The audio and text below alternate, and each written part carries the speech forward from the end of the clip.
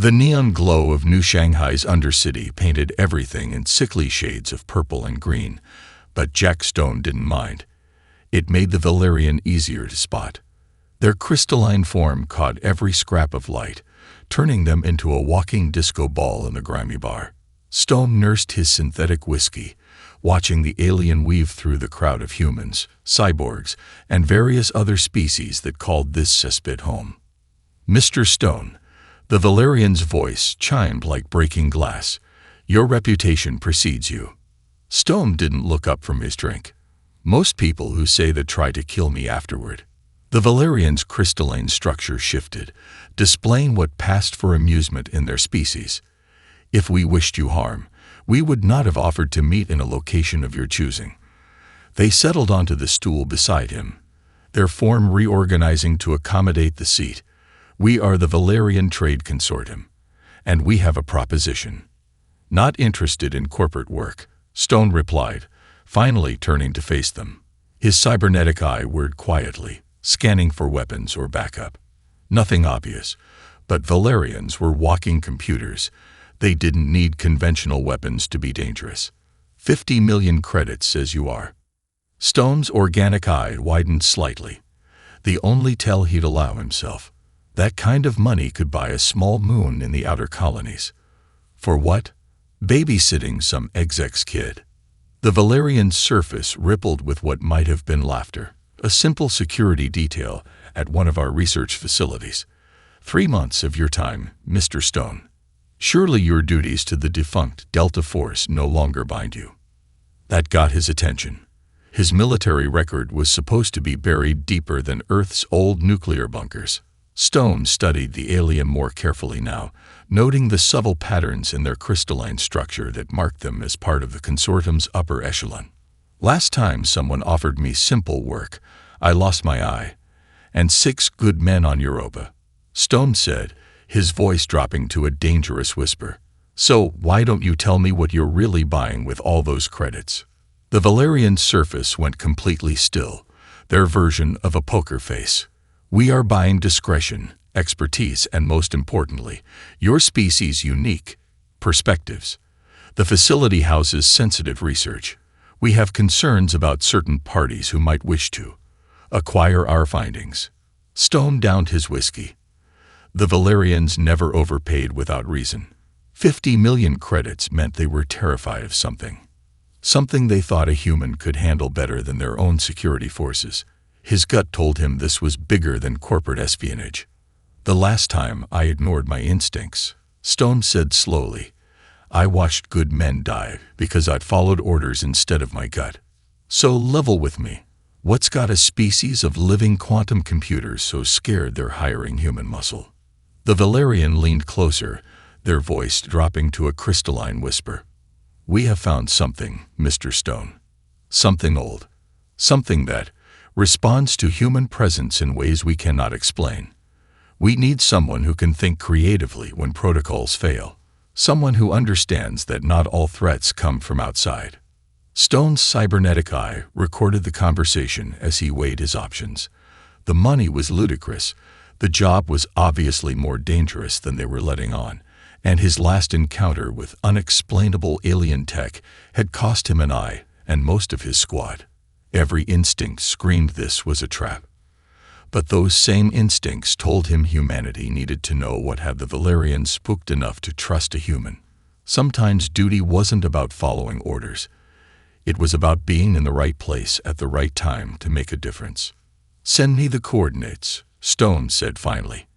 "But when this goes sideways, and it will, I handle it my way." The Valerian's surface rippled with relief. "Of course, Mr. Stone. We would expect nothing less from a human." Stone's boots hit the landing pad of New Horizons research facility, just as every alarm in the complex started screaming. Red emergency lights strobed through the thin atmosphere, casting bloody shadows across the prefab buildings. Perfect timing, as usual. "This is Director Vex 427. A crystalline voice crackled through his comm. "Mr. Stone, we have a situation in Cryogenics Lab 3. 3 researchers are trapped." An explosion cut through the transmission, and Stone was already moving. His cybernetic eye switched to thermal, mapping the facility's layout against the schematics he'd memorized during the flight. The cryogenic section glowed blue-black in his enhanced vision, way colder than it should be. "Talk to me, Director. What am I walking into?" Power failure triggered an automatic lockdown. Safety protocols prevent remote override. Temperature dropping rapidly. The Valerian's voice held an edge of panic. "Humans can withstand cold better than our species. You might be able to." "Already on it," Stone said, racing through corridors. "But when I'm done, we're going to have a chat about why your research facility needs military-grade cryogenic containment." He reached the lab's outer doors to find a cluster of Valerians, their crystalline forms vibrating with distress. The emergency display showed the inner chamber at -70 degrees Celsius and dropping. "Manual override?" Stone asked, scanning the door. "Here," one of the Valerians pointed to a panel. "But the chamber temperature will cause our forms to crystallize. We cannot." Stone ripped open the panel. "How long can a Valerian survive complete crystallization?" 4 minutes, but then I have 3 minutes to get them out." He pulled off his jacket, keeping only his thermal underlayer. "Have medical ready." The inner door hissed open, and brutal cold hit him like a physical wall. His breath crystallized instantly, and the moisture in his eyes tried to freeze. The cybernetic eye automatically adjusted, but his organic one was already developing frost. 3 Valerian researchers huddled near a large containment tube, their usually flowing crystalline forms growing rigid. Behind them, something inside the tube pulsed with a faint golden light. Stone crossed the room in 4 long strides, ice crystals crunching under his boots. "Can you move?" The closest researcher's surface was already showing fracture patterns. And no, crystallizing. "Then this is gonna suck for everyone." Stone grabbed the first researcher, hoisting them over his shoulder. The intense cold of their form burned through his thermal gear, but he was already moving back to the door. He hit the emergency release with his elbow, practically throwing the researcher into waiting arms. 2 minutes left. Back into the cold. The second researcher was nearly solid, their surface a maze of cracks. Stone's exposed skin was beginning to blister from the cold, and his cybernetic eye was warning him about potential system failure. He grabbed them anyway. 1 minute. The third researcher was completely rigid when Stone reached them. His hands were losing feeling, and the cold was seeping into his chest. Each breath felt like swallowing glass, but as he lifted them, his organic eye caught movement in the containment tube. The golden light was swirling, responding to his presence. Through the frost-covered glass, he could make out something that looked like liquid metal, moving with purpose. "Status of the artifact?" the crystallized researcher managed to ask. Stone's jaw clenched. Of course, they hadn't called him here for security.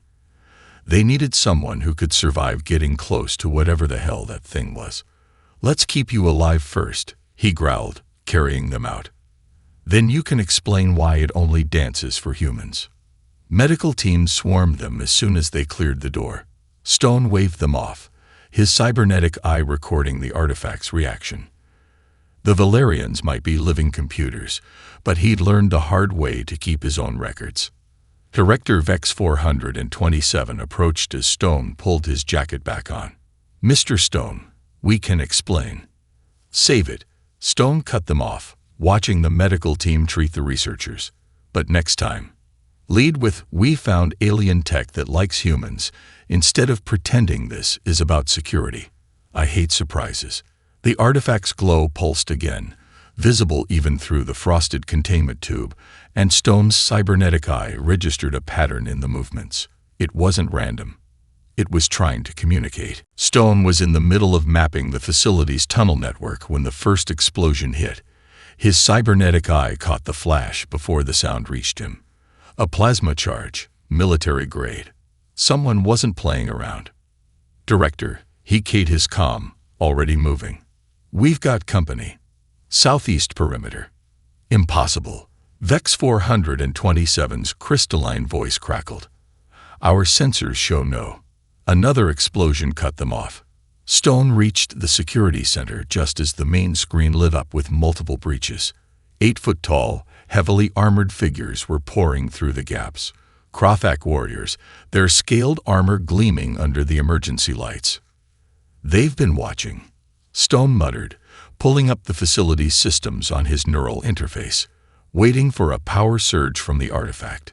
He grabbed the facility's AI core, uploading the defense plan he prepared for exactly this scenario. Time to show them why you don't corner a human.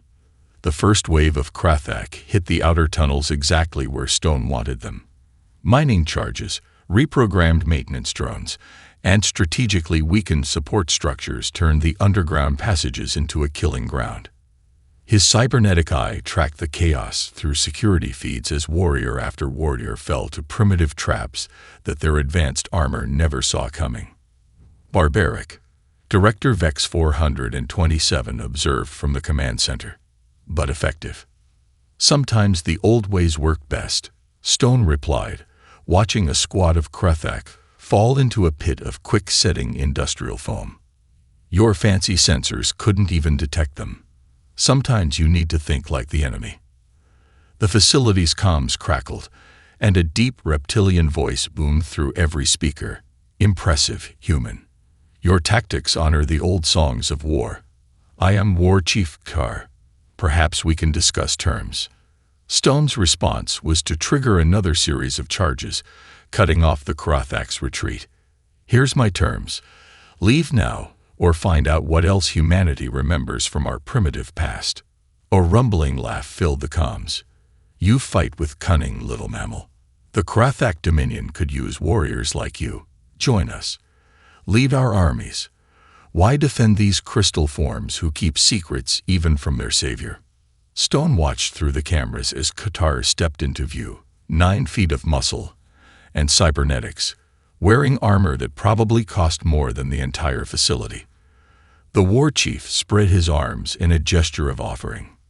"Because," Stone replied, his fingers dancing across the control panel, "humanity doesn't bow." He detonated the rigged shuttle he prepared on day one, vaporizing the Krothak command post in a ball of nuclear fire. His cybernetic eye automatically filtered the glare as secondary explosions chained through their ranks. "We never have."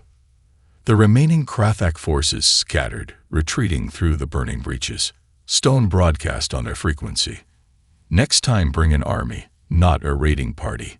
And War Chief, your left flank was sloppy. I learned better tactics in basic training."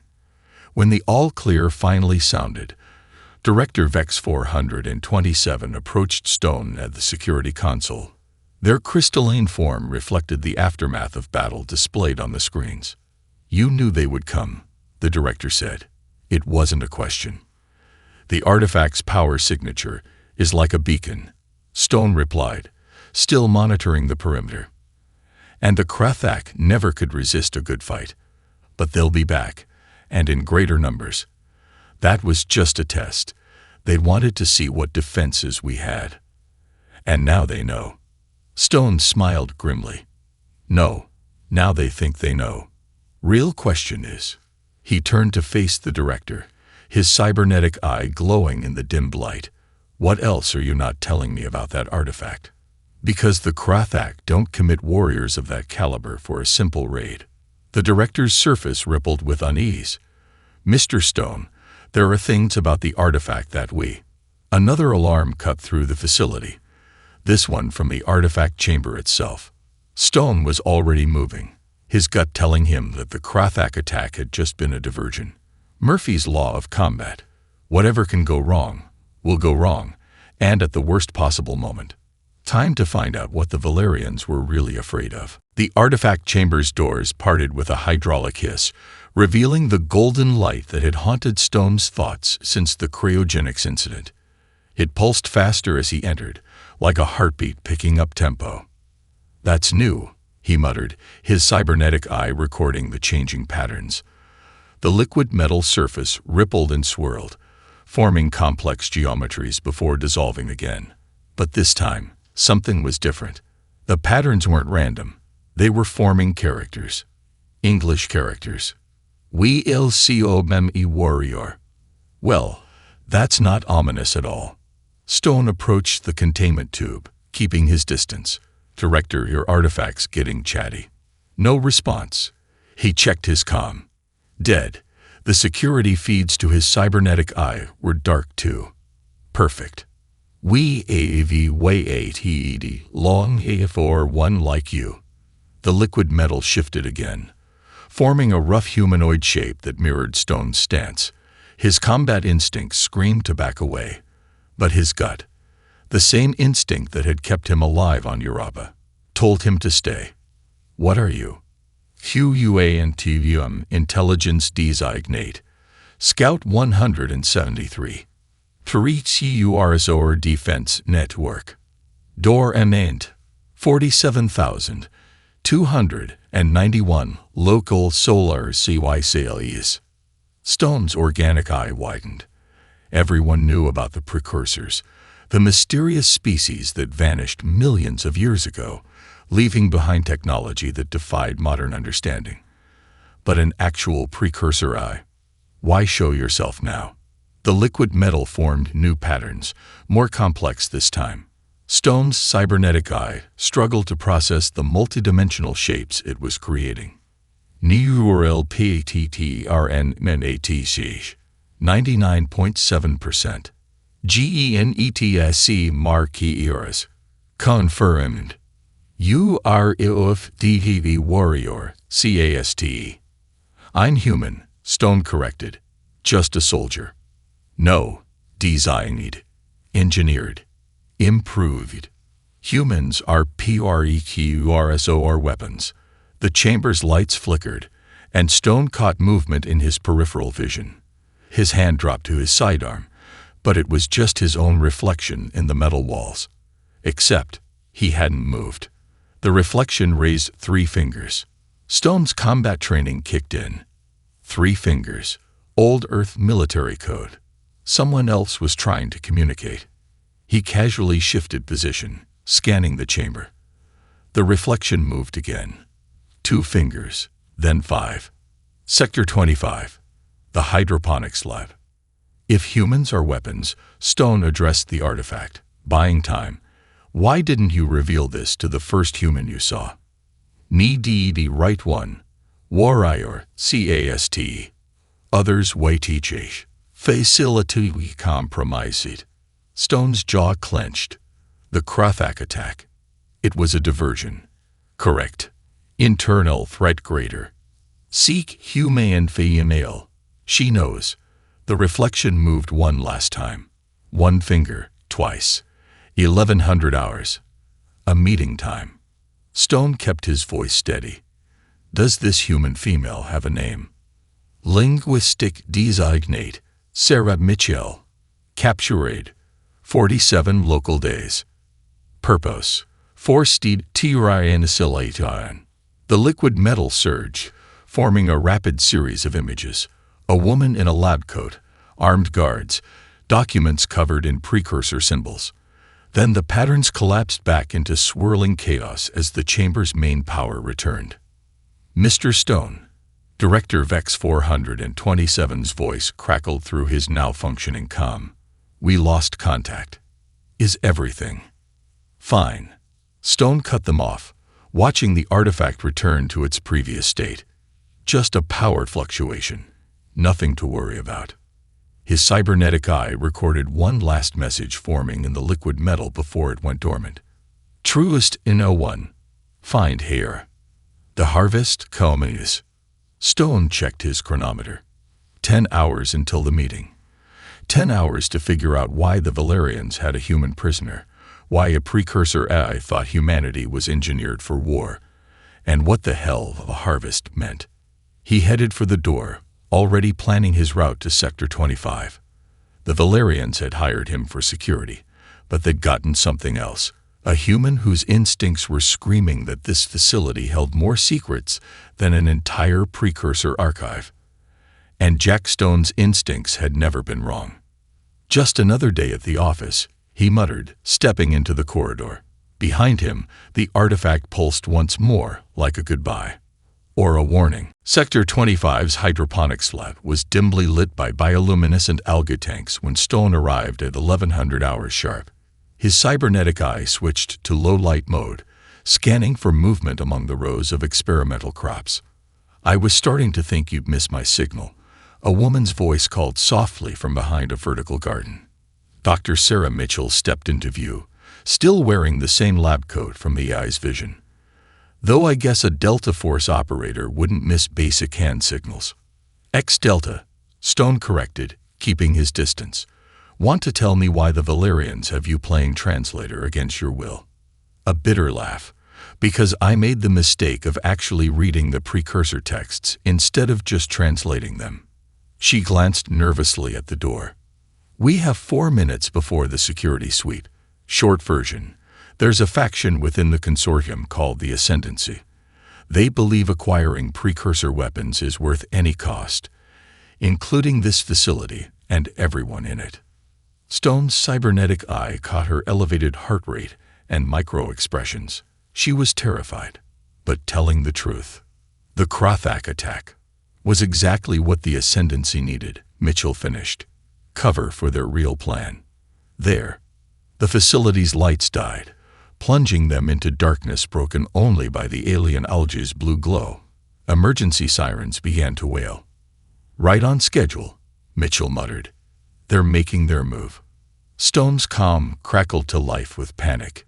Multiple security breaches. Armed drones have turned against. The transmission cut off in a burst of static. "How bad?" Stone asked, already drawing his sidearm. "Very. The Ascendancy reprogrammed half the facility's defense systems. The other half will shut down when they trigger the quantum virus I was forced to hide in the translation software." Mitchell pulled a stolen keycard from her coat. "We have maybe 10 minutes to evacuate the loyal staff before." The first explosion rocked the facility, followed by the distinct whine of combat drones. Screams echoed through the corridors. Change of plans. Stone grabbed her arm, heading for the emergency exit. "We warn who we can, but I need you alive to tell me what was in those texts that scared them so badly." They emerged into chaos. Rogue security drones filled the corridors with plasma fire, while Valerian security forces crystallized under their own automated defenses. Stone's cybernetic eye linked to the facility's network, filtering friend from foe as they moved. "The artifact," Mitchell gasped between breaths as they ran. "It's not just an AI. It's a key to the entire precursor defense network, but it needs human neural patterns to duck." Stone pulled her down as a drone rounded the corner, its weapons already firing. He rolled, coming up firing. His bullets punched through its sensor array, sending it crashing into a wall. "To what?" he demanded, already moving again. "To activate it. The precursors engineered humanity as living keys, designing our brains to interface with their technology. The Ascendancy believes if they can crack our genetic code, they can modify themselves too." Another explosion cut her off as the corridor ahead collapsed. Stone's eye highlighted an alternate route through the laboratories. "This way." He led them through a maze of research equipment. "The artifact's been helping me, showing me things." "Why?" "Because it's afraid." Mitchell ducked under a fallen beam. "The texts. They warn of something called the Harvesters, some kind of mechanical species that wiped out the precursors. The defense network was their last resort, but they didn't finish it before." The lab's reinforced doors buckled inward as a massive security drone smashed through, its red targeting lasers painting their chests. Stone's cybernetic eye identified it as the facility's primary defense unit. No known weaknesses. "Any other revelations that might help right now?" Stone asked, pushing Mitchell behind him. "Just one," she said grimly. "The precursors didn't just give us their neural patterns. They gave us their talent for improvisation, for doing the impossible." Stone's eye caught a pattern in the drone's movement, a fraction of a second delay between targeting and firing. "Not much, but..." "Then let's show them what humans do best," he growled, already moving. "We survive." The drone opened fire, and the lab erupted into chaos. The defense drone's plasma bolts melted through lab equipment as Stone dove behind a reinforced analysis station. His cybernetic eye calculated trajectories, processing the drone's targeting patterns while measuring the distance to the atmospheric control panel. "Mitchell," he shouted over the chaos. "The processor cores. Are they shielded against electromagnetic pulses?" "No." She fired a stolen security pistol from behind a toppled cryo unit. The Valerians never expected anyone to. Her eyes widened. "You're not serious." "Dead serious." Stone's organic eye caught the flash of a Valerian warship through the lab's viewport, descending through New Horizons' thin atmosphere. "Because we're about to have bigger problems." His cybernetic eye intercepted the ship's transmission. "Attention facility personnel. This is Ascendancy Command. You have failed to contain the human contamination. Orbital sterilization authorized." "They're going to glass the whole facility," Mitchell realized. "Everything the precursors left behind." Stone was already moving, rolling under another burst of plasma fire to reach the atmospheric controls. "Remember what you said about human improvisation. Time to test that theory." His fingers flew across the console while his cybernetic eye fed him the facility's environmental data. New Horizons' atmosphere was artificially maintained by a network of processors that could be overclocked to generate one hell of an electromagnetic storm. "The Krathak are still out there," Mitchell warned, providing covering fire as the drone advanced. "If you take down our defenses, they'll have to fight the old-fashioned way." Stone's lips curved into a grim smile. "Just like us." The drone's targeting laser painted his chest just as he hit the final command. Lightning crackled across the facility's containment dome as the atmospheric processors went into overdrive. The drone froze mid-step, its systems fritzing out as the electromagnetic wave hit. Through the viewport, the Valerian warship's engines sputtered and died. It hung in the air for one eternal moment before gravity reasserted itself, sending it crashing into the barren landscape beyond the facility's walls. "All advanced weapons are down," Stone announced, drawing his backup pistol, old Earth manufacture, purely mechanical. "Including theirs." Mitchell stared at the dead drone. "You just leveled the playing field." No, Stone's cybernetic eye was already failing, static creeping into his vision. "I gave us an advantage. Because humans, we remember how to fight dirty." The facility's speakers crackled with dozens of voices. Valerian security forces reporting system failures, Krathak warriors discovering their plasma rifles were useless, and underneath it all, a familiar crystalline tone. "What have you done?" Director Vex 427 demanded. "You've doomed us all." "Actually," Stone turned toward the artifact chamber, his remaining organic eye adjusting to the emergency lights. "I just gave humanity a fighting chance." "Mitchell, tell them what you found in those texts." She stepped forward, her voice carrying through the open comm channels. "The harvesters are coming. The precursors built humanity to finish what they couldn't, to fight back. But we can't do that if you destroy everything they left to help us." Silence filled the channels. Then, from outside, the sound of Krathak war horns. "They're coming." Stone checked his ammunition. "All of them. And for the first time since they got here, they have to fight like we do. No fancy tech, no plasma weapons, no tactical computers. Just muscle, bone, and whatever's between their ears. You think that gives us an advantage?" Vex 427's voice was skeptical. "Director," Stone smiled as distant thunder rolled across the facility. "Humanity spent thousands of years perfecting the art of killing before we ever touched an energy weapon. The Krathak pride themselves on being warriors. Let's show them what that really means." The artifact's golden light pulsed through the darkness, stronger than ever.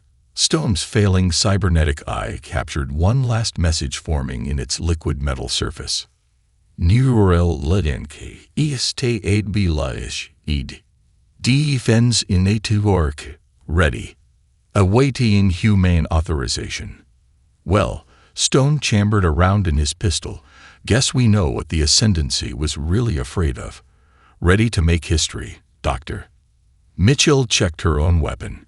Ready to survive it, at least.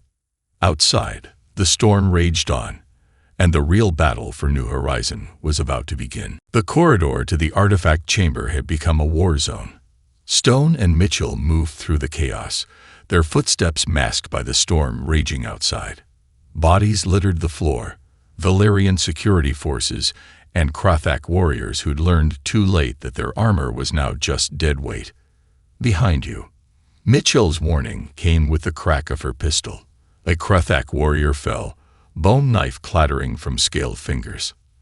They adapt fast, Stone observed, his organic eye straining in the emergency lighting. The cybernetic one was completely dark now, a constant reminder of their tech blackout. Already switched to primitive weapons. Humans aren't the only ones who remember the old ways, she replied, checking their six. But we're better at improvising. They reached the artifact chamber's doors. Manual override only now. Stone's muscles strained as he forced them open, revealing the golden glow within. The liquid metal was practically boiling, forming and reforming complex patterns faster than the eye could follow. Neural authorization required. Final safe yard. Active. Wolier arnain. Akitaigajuan. Wyl ale to harvesters. Great, Stone muttered, approaching the containment tube. No pressure. Mitchell's hand caught his arm. Wait. You need to understand what this means. Her eyes were intense in the artifact's light. The texts weren't just warnings about the harvesters. They're records of what they do to civilizations they find. They don't just destroy. They process, integrate, repurpose. Entire species turned into components for their expansion. A distant explosion rocked the facility. The battle was getting closer. And if we don't activate the network? Stone asked, already knowing the answer. The Ascendancy burns this place to ash. The Krathak claim whatever's left, and humanity never knows what's coming until it's too late. She released his arm. But if we do this, we're painting a target on Earth, on all of humanity. Stone's remaining eye fixed on the swirling patterns. The precursors chose us for a reason. We've survived ice ages, plagues, our own nuclear weapons. Hell, we survived first contact with a dozen alien species who thought we were primitive savages. And now we know why. Mitchell said softly. We were designed to fight this war. Another explosion, closer this time. The chamber's doors buckled as something heavy slammed against them. Mr. Stone. Director Vex 427's voice echoed through the chamber as the crystalline form stumbled in. The Krathak have breached the inner defenses. The Ascendancy ships are preparing a second bombardment run. Whatever you plan to do. The doors exploded inward. War Chief Carr ducked through the opening. His massive form now stripped of powered armor, wielding what looked like a piece of structural support as a club. Behind him, Ascendancy forces rushed in with makeshift weapons. The artifact dies. Carr growled. The secrets of the precursors are not for lesser species. Stone's hand wrapped around the containment tube. The liquid metal responded instantly, flowing toward his touch. In his mind, images flashed rapid fire. Star maps, defense platforms, weapon schematics, and something else. A vast, dark shape moving between galaxies, consuming everything in its path. You're right, Stone said, his voice carrying through the sudden silence. They're not for lesser species. They're for the species that was built to use them. His palm pressed flat against the tube. The liquid metal erupted, flowing up the containment walls like a living thing. Golden light filled the chamber as the artifact interfaced directly with his neural patterns. Authorization, ACCDTE'd. Lazarus Protocol. Initiated. Defense Ninetwork. Online. Wayarning. Harvest Filiti DTT Tishan imminent. Stone. Mitchell's voice seemed distant. Are you? I'm here, He managed, as knowledge older than human civilization poured into his mind. And now I know why the precursors chose us, why they built us.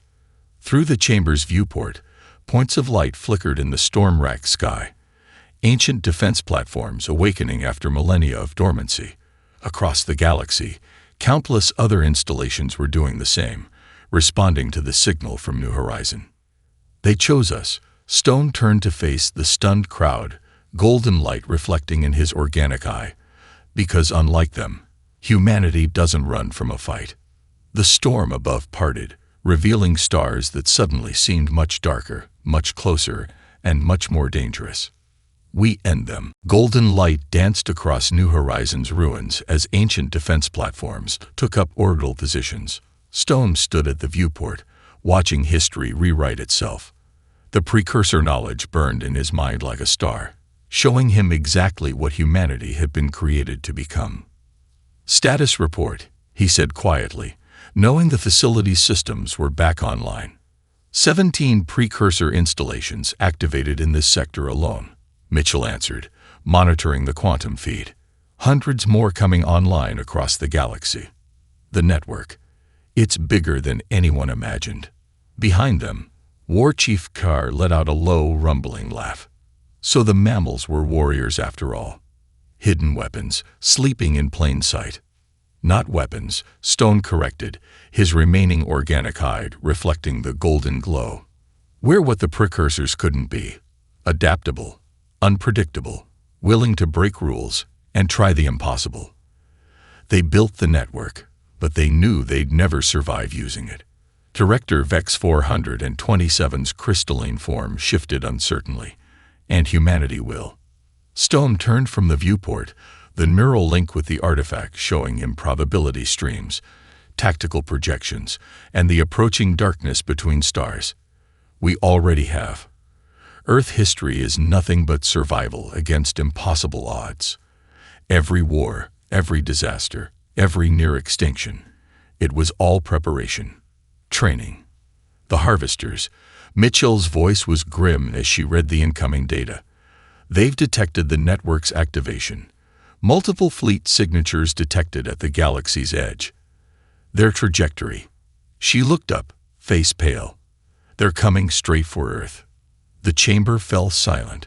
Stone could feel the weight of every eye. Human, Valerian, and Krethek, waiting for his response. The neural link pulsed with tactical options, but beneath them all was something else. Understanding. "Good," he said finally. Tar's scaled head tilted. "You want them to attack your own world. Earth is the most fortified planet in the network." Stone's hand traced patterns in the artifact's liquid metal surface. The precursors didn't just seed our world with their genetics. They buried defense systems in our solar system, in our DNA. Every human alive is a key to weapons we never knew we had. The artifact's surface erupted with new images, orbital rings of golden light activating around Earth, Mars, and Venus, weapons platforms emerging from gas giant storms, defense grids awakening in asteroid belts. By targeting Earth, Mitchell realized they'll be hitting the strongest point in the network first, when humanity's backed into a corner. We fight hardest. Stone finished. The precursors knew that. They built us to be cornered. Director Vex 427 moved forward. The Valerian consortium will stand with Earth. Our ships, our resources, everything we have. As will the Krathak Dominion, Qatar growled. Any species bred for such glorious battle deserves our axes. Stone nodded, but his attention was on the tactical display forming in the artifact surface. The harvester fleet was massive, but it moved with machine precision. Predictable, programmed, perfect. They think in absolutes, he said, the neural link translating patterns into strategy. Victory or defeat. Live or die. But humanity. A smile crossed his face. We think in maybes, in chances, in 1 in a million shots that somehow work. The artifact pulsed with confirmation as Stone's mind sketched out battle plans that no tactical computer would ever conceive. Plans that would look like madness to the machine intelligences approaching Earth. Plans that might just save the galaxy. Dr. Mitchell, he turned to her, send word to Earth. Tell them everything. And tell them to prepare for the greatest fight in human history. His organic eye gleamed with reflected starlight. War Chief, contact your fleet. Director, gather your forces. The harvesters want to find out what humanity was built for. The Neuralink surged with power as defense platforms locked into attack positions. Across New Horizon, across the sector, across the galaxy, ancient weapons stirred to life, ready to follow human commands. Let's show them what the Precursor's children can do. Stone's hand pressed against the viewport glass as the first stars began to dim. The herald of the Harvester fleet's approach. Behind him, the artifact's liquid metal surface formed one final message. Network ready. Humanity armed. Lead the harvest break against their fire. The real war was about to begin.